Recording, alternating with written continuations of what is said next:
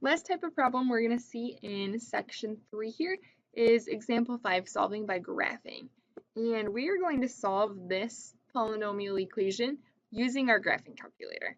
And our equation here is x to the third plus 5 equals 4x squared plus x. Now I have two strategies I can use to solve an equation like this with our graphing calculator. And I'll show you both methods, and it's totally up to you what strategy you want to use. So my first option here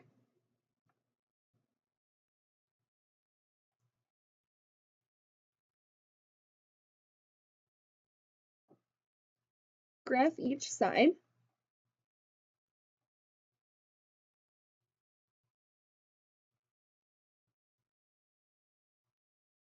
And find where they intersect.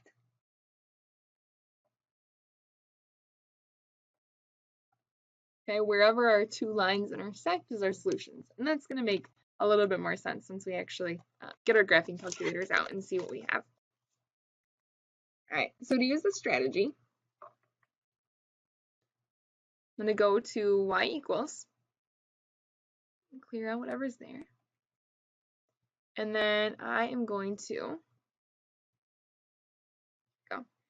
put this left side of my equation in one of our y equals spots. Y equals, my first y equals spot, I'm going to put x to the third plus 5. And then the second y equals spot, I'm going to do 4x squared plus x. Okay. And I'll write that down in here too. That y1, I did x to the third plus 5. y2 is 4x squared plus x. So I want to look at a graph now. And if your calculator is like mine, we kind of have a weird window to look at right now. So I'm going to go to Zoom, Standard, to get that normal negative 10 to 10, negative 10 to 10 window.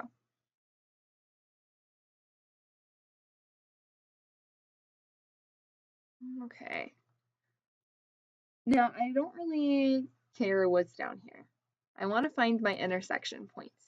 And I see two intersection points for sure, but I'm not really sure what's going on up here a little bit farther. So I'm going to go to my window, adjust my y min. I don't need to see that far down. And then I'll adjust my y max to go up to 20 maybe and see what happens.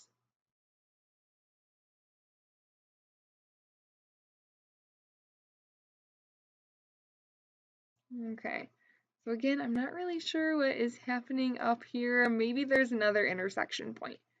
So I'm going to go to my window again. And really, I don't need to see as wide as what my graph is showing me. So I'm going to change my x min to -5, my x max to 5. And let's try changing the y max to 40.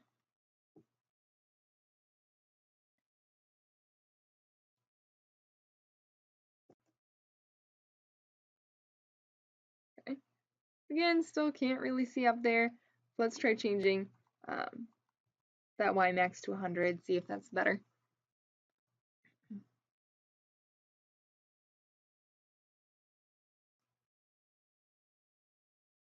There we go. So we really have 3 intersection points. Okay, we have an intersection here, here, and here. So to find our solutions to our equation, we go to second calc, intersect, and then first curve, we just want to be near this first intersection point. Hit enter. Second curve again, I want to be near that same intersection point. Guess, hit enter one more time. My solution, I'm really just finding what values of x make this equation true. So I really don't even care what my y value is. I just care about my x value. So x is negative 1.09.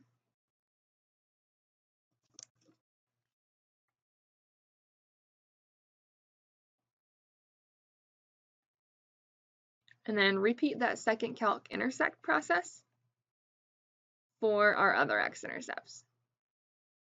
Right over here. Or not my other x-intercepts. My other intersection points. Go to second calc, intersect. Go over here to find this intersection. Enter, enter, enter. We get 1.16.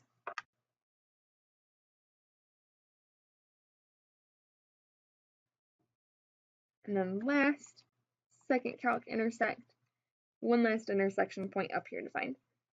First curve, move close to that intersection. Enter, enter, enter. 3.93.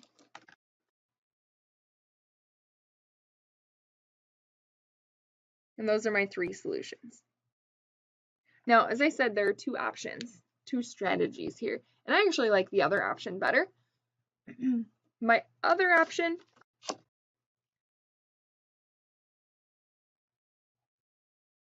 option 2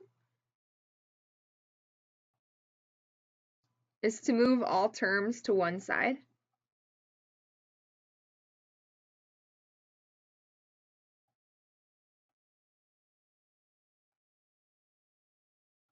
And find the zeros to find the x-intercepts. So looking back at my original equation here, if I got my equation to equal 0, I'd have x to the third minus 4x squared minus x plus 5 equals 0. So graph. Again, we said it was x to the third minus 4x squared minus x plus 5. And I'm going to change my window back to our standard window here. Zoom standard. And the reason that I really like this method better than option 1 is because you don't have to play with your window as much. We know we're trying to find where these x-intercepts are. The x-axis never moves. Our second line here does. So instead of having to find where both of these lines intersect, we can just see where our x-intercepts are. But same process as before with our zeros. If I'm trying to find this x-intercept, I go to second calc, 0. Move your cursor on left bound, move our cursor to the left, hit enter. Right bound, we go to the right, enter, and enter one more time. We have x-intercept at negative 1.09, which is what we had before. Repeat for our next x-intercept here. Second calc 0. Left bound, we need to be on the left side somewhere. Right bound, go to the right. Enter one more time. 1.16, which was our other x-intercept, or our other solution that we found before, our other intersection point. And then last, find our x-intercept here, find our 0. Second calc 0. I'm trying to find this guy, left bound, and move my cursor to the left side somewhere. Right bound to the right, and enter. Okay, and that's 3.93. So again, same solutions. I personally like option 2 better, but it's totally up to you what method you want to use.